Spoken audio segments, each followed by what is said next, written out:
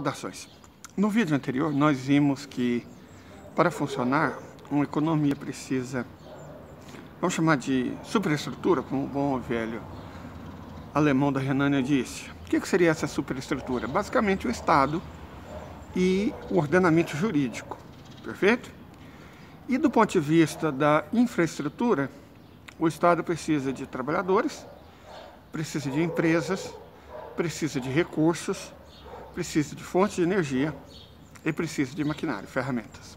É isso. O necessário para o funcionamento de uma economia capitalista é isso. O básico é exatamente essas coisas.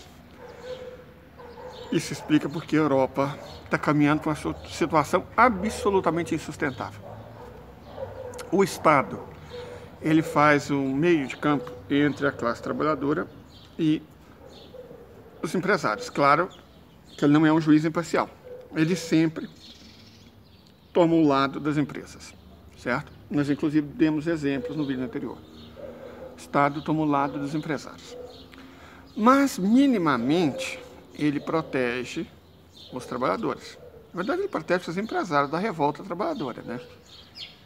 Só que na Europa ele não está mais fazendo isso. Quando você vê o Mario Draghi da Itália, quando você viu o finado Boris Johnson e a natimorta Liz Truss falando que a função deles vai ser defender a Ucrânia contra a agressão russa.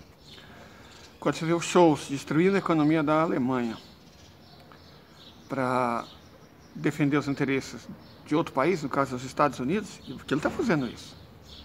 Ele está destruindo a economia alemã para beneficiar os Estados Unidos. Uma ministra dele, a Annalena Baerbock, chegou a dizer que ela não se importa com os alemães. Ela vai trabalhar pelos ucranianos. Ok. E Macron não é muito diferente disso. Ele fala que os franceses vão ter que se sacrificar para que a Ucrânia possa vencer a guerra.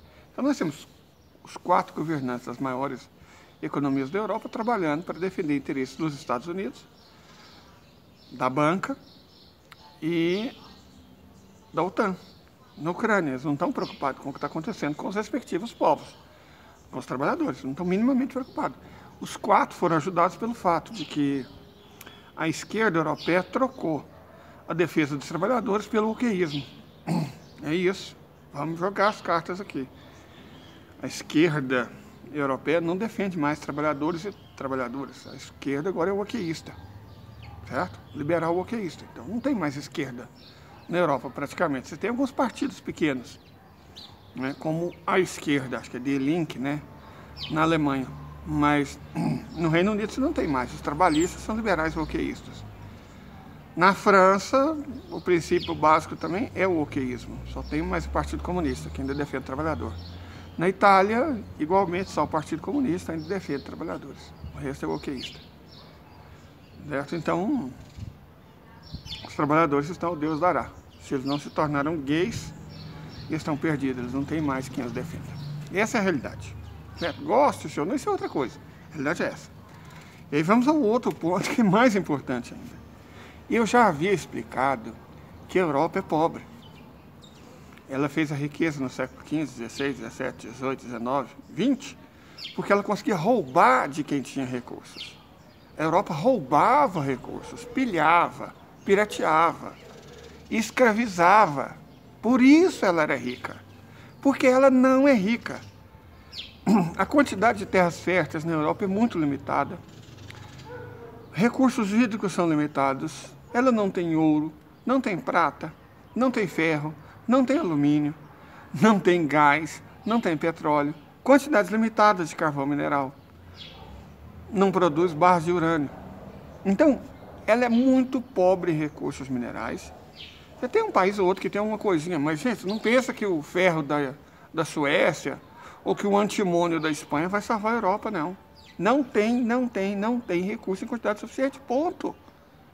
Certo? E não tem recursos naturais. E não tem recursos energéticos. A única coisa que ela tem alguma quantidade é carvão mineral. E assim mesmo como a industrialização moderna começou lá, na verdade começou na China. Mas isso é outra história. Eles já gastaram praticamente todo o carvão de boa qualidade que eles têm. Então, sem recursos naturais, sem recursos energéticos, com um meio ambiente muito incapaz de sustentar uma grande economia, porque veja os rios europeus. O maior rio da Europa é o Volga, que é russo. Esquece ele. Aí você tem o Danúbio. O Danúbio é um rio razoavelmente grande, certo? Mas, né, não é capaz de sustentar um continente com 600 milhões de habitantes, excluindo a Rússia. E aí os outros rios são riozinhos.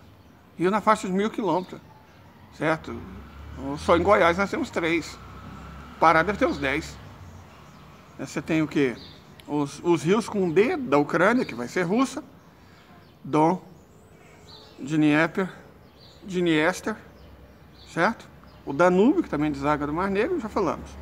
Aí você tem o Elba, que é um igarapé. O Sena é um igarapé. O Tamisa é um igarapé. O Ebro, Douro, Tejo, igarapés. O Reno é um rio simpático, razoável. O tamanho do Paranaíba. Né? Então, vamos falar sério, né, gente? Não tem nem água. E essa seca maior em 500 anos está deixando isso muito óbvio. Como é que a Europa vai manter o padrão de vida dela atualmente se ela não consegue mais roubar o recurso dos outros? Quer dizer, o Brasil, graças ao presidente Jair Messias Bolsonaro, do PL do Rio de Janeiro, e ao golpista Michel Temer, do MDB de São Paulo, entregou pré-sal, trilhões de dólares em petróleo e gás natural para estrangeiros. Mas um governo nacionalista, ou pelo menos um governo minimamente decente, pode pegar de volta. Sabe, essa riqueza que o golpista Michel Temer, do MDB de São Paulo, e o presidente Jair Messias Bolsonaro, do PL do Rio de Janeiro, entregaram para os estrangeiros. Então, fora o Brasil, do golpista Michel Temer e do Jair Messias Bolsonaro, ninguém entrega as riquezas, principalmente as riquezas mais importantes energéticas. Nenhum país do mundo, fora o Brasil, governado pelo golpista Michel Temer, do MDB de São Paulo, e pelo presidente Jair Messias Bolsonaro, do PL do Rio de Janeiro, entrega riqueza para outras nações. Então espera-se que alguém decente retome de volta, certo? Aí a Noruega vai ficar sem petróleo, a Inglaterra vai ficar sem petróleo. Porque o que eles têm é roubado. Eles compraram com moeda fiduciária que não é lastreada em nada. A riqueza que eles têm foi, repito, roubada. E eles mantêm o roubo graças à força militar. Emergindo uma ordem mundial multipolar, a Rússia já deixou claro que com o aliado dela ninguém mexe. A China não é um país guerreiro, mas a Rússia é. Certo? Então, as perspectivas para a Europa são horríveis, porque ela está nitidamente perdendo a capacidade de roubar dos outros, de intimidar os outros, e ela mesma não tem nada. A derrota dela na Ucrânia é a pá de cal da ordem mundial baseada nela e principalmente em quem ela serve, os Estados Unidos da América. Já era. Eles vão ter que se acostumar a viver com os recursos que eles têm, que são, na verdade, bem poucos. Então, eu estou dizendo, escrevam isso, que a Europa está condenada à pobreza. Certo? Ela está. Sem moeda fiduciária, sem capacidade de roubar dos outros, já era.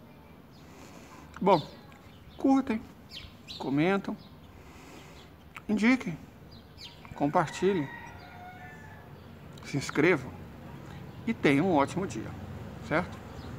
Até!